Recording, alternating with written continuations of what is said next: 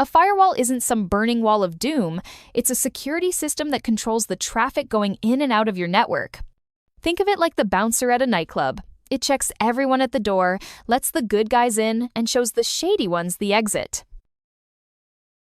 A firewall follows a set of rules kind of like a VIP list. If incoming traffic matches the list, it's allowed in.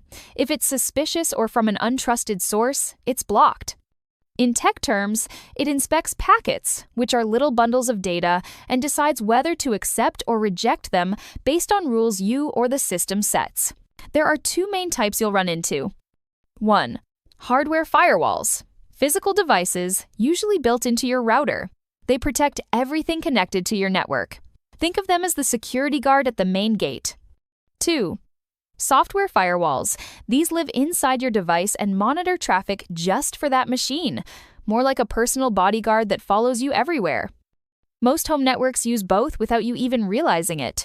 Your router has a hardware firewall, and your operating system probably has a built-in software one.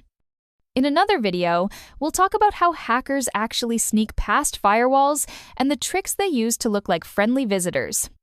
Until then, make sure your bodyguard's on duty because without it, you're basically inviting trouble over for dinner.